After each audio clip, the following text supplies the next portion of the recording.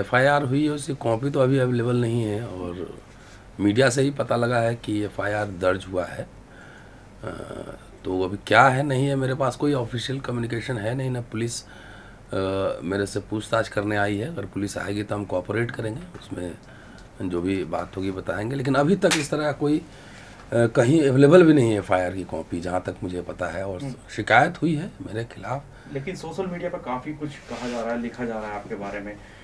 किस बयान को लेकर था, थोड़ा वो बता दीजिए, और ऐसा क्या था उस बयान में जो इतना क्या था। सबसे पहले तो ये सवाल मैं पूछता हूँ आपसे कि जितने ये शिवलिंग को लेकर था, ज्ञानवापी जो मस्जिद है उसमें कथित शिवलिंग, अभी सुप्रीम कोर्ट ने भी नहीं कहा है कि वो शिवलिंग है या क्या है। तो मौलाना साहब कह रहे हैं फवारा है, साधु बाबा कह रहे हैं कि शिवलिंग है। तो साधु बाबा ये भी कह रहे हैं कि उसमें छेड़छाड़ हुई है। तो पहले ये तो दोनों को बताना पड़ेगा कि ये छेड़छाड़ हुई है, तोड़ा गया है या काटा गया है। ये तो उनसे पूछा जाना चाहिए। कई दिन से शाम में बैठते हैं टेलीविजन चैनल्स पे, धर्म गुरु लोग, दोनों धर्म के मैं कह रहा हूँ, वो साबित करने लेते हो कि काम है आर्ट हिस्टोरियन का। ये हिस्टोरियन का काम है कि हिस्टोरियन आर्कियोलॉजिस्ट ये बताएगा ना, एक्सपर्ट प्रोफेशनल सब। तो इन दोनों तरफ के धर्म गुरुओं से पूछिए, उसी में उसका जवाब शामिल है कि अगर तोड़ा गया है तो उसका इंटरप्रिटेशन अलग होगा, काटा गया है तो उसका इंटरप्रिटेशन अलग होगा। अगर तोड़ा गया रहता तो वो इवन नहीं होता ना, वो तिरछा टेढ़ा मेढ़ा इस तरह का होता। जैसे जितने बुद्धिस्ट मूर्तियां हैं जो टूटी फूटी मिली हैं, जाके देखिए किस तरह से तोड़ा गया है। तो प्राइमा फेसी देखने में लग रहा है कि काटा गया है, मतलब कोई जानबूझ के इंटरनेशनली किसी को चिढ़ाने के लिए काटा है।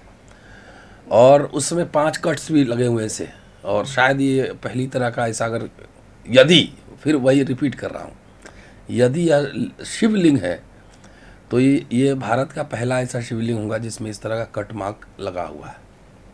मैंने क्या लिखा था, यदि ये शिवलिंग है तो लगता है शायद शिव जी का भी किया गया होगा खतना। तो क्यों किया गया, नहीं क्यों किया गया, पहले सुनिए अभी बात कंप्लीट। ये सीरियस मैटर है, ये मेरी अंडरस्टैंडिंग है, मेरी व्याख्या है। कोई भी इन्वेडर जब आता है तो सबसे पहला काम क्या करता है, आपके घर जाके खाना खाता है, बिरयानी खाता है, खीर खाता है। ये सबसे पहला काम होता है कि वो जो पराजित समुदाय है उसके सिंबल्स को तोड़ता है, ब्रेक करता है। तो जो लोग कह रहे हैं कि वहाँ पे मंदिर था, तोड़ के मस्जिद बनाया गया, तो तोड़ा गया ना, तोड़ा गया अगर है तो। लोग कह रहे हैं कि किसके ज़माने में, तो अब सवाल उठता है, तो भाई औरंगजेब का नाम आ रहा है। तो अगर तोड़ा गया, लोग कह रहे हैं कन्वर्जन भी हुआ, तो कन्वर्जन में क्या होता है, अगर आप क्रिश्चियन बनते हैं तो बैप्टिज्म होगा, ईसाई बनते हैं तो उसका खतना होगा, सवर्ण है तो उसका रिचुअल होता है, जनेऊ होता है, यज्ञोपवीत संस्कार। तो अगर शिवलिंग होगा तो एक तो शिवलिंग का आकार उस तरह का नहीं है, जाके यहाँ पे जो है ना ऐसे लग रहा है गोल सा यहाँ कुछ है, टोपी ऐसा लग रहा है कुछ। तो मेरा ये कहना है कि जो मुस्लिम समुदाय भी अगर था तो वहाँ का लोकल पॉपुलेशन, जो ब्राह्मण होंगे, चाहे किसी समुदाय के लोग होंगे, क्षत्रिय होंगे, दलित होंगे, कोई भी होंगे, उसको चिढ़ाने के लिए उसने काट दिया होगा। तो अगर काटा गया तो उसका इंटरप्रिटेशन अलग हो गया। मुसलमान के अगर लिंग है उसको काटेगा तो क्या करेगा, कहेगा उसको। तो मैं जो कहने की कोशिश कर रहा हूँ, अगर धार्मिक भावना आहत होती तो मुस्लिमों की भी धार्मिक भावना आहत होनी चाहिए थी।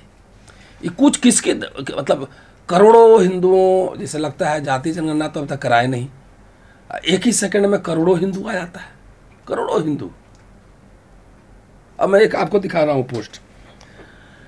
एक साहब हैं, दिल्ली यूनिवर्सिटी के फॉर्मर स्टूडेंट हैं, उनका नाम है जसप्रीत सिंह मट्टा, सरदार जी हैं, और ये लगातार मुहिम चलाए हुए हैं। लिखते हैं कि इससे मेरी धार्मिक भावनाओं को ठेस पहुंची है।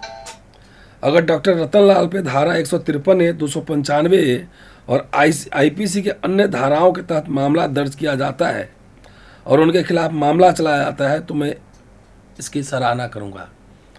ये आदमी दिल्ली यूनिवर्सिटी का पढ़ा हुआ है, ट्विटर पे फेसबुक पे लगातार जो है ये चला रहा है। अब इनसे पूछिए कि आपकी धार्मिक भावना ठेस लग गई? सरदार जी हैं, जब सिख किसान जब आंदोलन कर रहे थे उस समय उनको खालिस्तानी, आतंकवादी क्या क्या कहा जा रहा था, उस समय इनकी धार्मिक भावना को ठेस नहीं लगी थी। और मैंने एक बात कही है, मेरा इंटरप्रिटेशन है as a student of history, कोई उसको देखेगा क्या बोलेगा कि तोड़ा हुआ है कि काटा हुआ है। As a student of history मैंने एक व्याख्या दी है तो ठेस लग गई। अरे भाई मेरा तो बहुत गार्डेड लैंग्वेज है, यदि, लगता है, शायद। अरे धार्मिक भावना पे जो तो अटैक किया हो तो गौतम बुद्ध के बाद से आई है। रविदास, कबीर, फूले, अंबेडकर, पेरियार, उन्होंने ऐसी की तैसी कर दी है पूरा। भारत सरकार अंबेडकर साहब की किताब छापती है, मैं तो नहीं छापता ना, तो रिडल्स ऑफ हिंदुइज्म और रेवोल्यूशन, काउंटर रेवोल्यूशन पढ़िए जाके, तो उससे ठेस नहीं लगती है। हमने एक व्याख्या दी है। रामकृष्ण के बारे में अंबेडकर क्या लिखे एक बार पढ़िए तो सही। वही नहीं, छोड़िए, चलिए खजुराहो, वहाँ सब खड़े होकर उसमें से एक फ़ोटो निकाल के अगर मैं लिख दूं कि ये भी हमारे संस्कृति का पार्ट है, कोई कह दे मैं धार्मिक भावना ठेस लग गई। अब कुत्ता पे कुछ बोल देंगे तो बोला धार्मिक भावना ठेस लग गई, वो तो भैरव की सवारी है। उल्लू, चूहा, मतलब यहाँ तो कुछ भी कह दीजिए, किसी की भी धार्मिक भावना ठेस लग सकती है। स्मार्ट लगने पे मार दिया जाता है, उसमें ठेस नहीं लगती है भावना। मूंछ रखने पे मार दिया जाता है।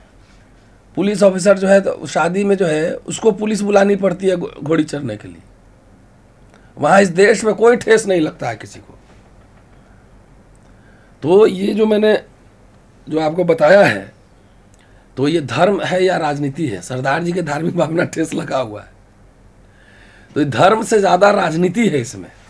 वो मुझे टारगेट क्यों किया जा रहा है?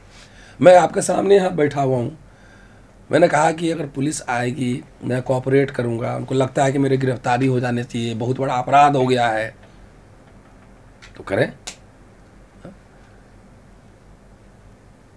सर, लोगों की धार्मिक भावनाएं इतनी ज़्यादा नाजुक कैसे हो गई हैं कि इतनी छोटी छोटी बातों से उनको फ़र्क पड़ने लगा है, जबकि एक स्वतंत्र देश में अभिव्यक्ति की आज़ादी हर किसी के पास है। अगर कोई कुत्ते को पूछ भी रहा है तो दूसरा इंसान उसको कुत्ता कह सकता है। हाँ, रावण को आप जला देते हैं तो धार्मिक भावना ठेस, आदिवासी के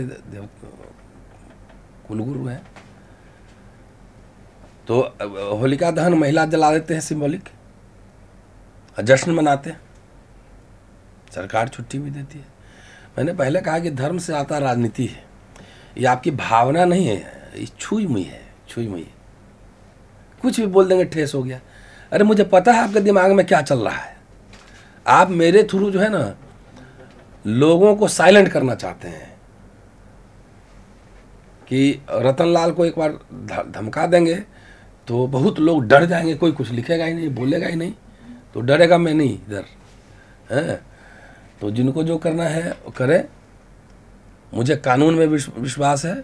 और मैंने तो लिखा है प्रधानमंत्री जी को भी कि एक दो आदमी आएगा तो हम तो बातचीत कर लेंगे, सुरक्षा अपना डंडा से भी कर लेंगे, लेकिन कुछ लोग आजकल झुंड में छुप के हमला करते हैं।